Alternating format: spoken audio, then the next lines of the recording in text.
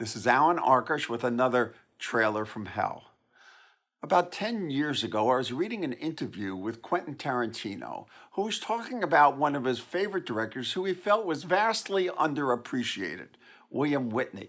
Specifically, one of his favorite westerns, which is called The Golden Stallion and stars Roy Rogers and Trigger. Now, I grew up on Roy Rogers, Trigger, and Dale Evans. I loved them. I saw all their movies, and I liked them a lot more than I liked Gene Autry. So, with Quentin recommending them, it didn't take much for me to hunt down a VHS of The Golden Stallion. This is one of Quentin's favorite westerns, all right? And it's a damn fine movie from 1949. I'm going along with Quentin's opinion because there's a performance in here that has really stood the test of time. Now, Trigger was billed as the smartest horse in movies, and he definitely was that. But in this movie, he's more than that. He gives an equine performance of many layers and a lot of depth. He plays a double agent. There's two Triggers. There's a good Trigger and a bad Trigger. This is a career-defining performance. Between them, Roy Rogers and Trigger and William Witney, they did 26 movies together in 5 years. And you can sense the chemistry on camera. Now, I did some research. Went to his filmography, which consists of 142 titles.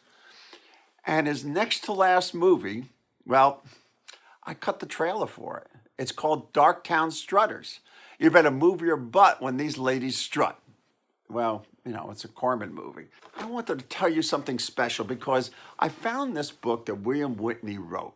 It's one of the best books I ever read about movie making. It's called In a Door, Into a Fight, Out a Door, Into a Chase, which is all about the shooting of those action-packed serials back in the 20s, 30s, 40s, and 50s. Now, this is full of good Hollywood stories. William Witney directed his first serial when he was 21 years of age. He spent the next 45 years on set right next to the camera directing movies and TV shows. I can totally relate to that. Now, some of the things he talks about are he used to live out in what's now known as maybe Encino or Reseda or Tarzana, and it was so far out there, he used to ride his own horse into work each day on this dirt trail that's now called Ventura Boulevard to Republic Studios, which is now called CBS Radford. He'd get together the cast and crew, and they'd ride up into the hills of Laurel Canyon and shoot 100 setups a day. He did serials like Zorro, The Lone Ranger. This one sounds interesting, The Mysterious Dr. Satan. So I went out and got a couple of his more famous ones. The Adventures of Captain Marvel. This is really good, but my favorite is Daredevils of the Red Circle. And daredevils they are. This is loaded with action and stunts galore. You will not believe what they accomplish, and these scenes are mostly just one shot.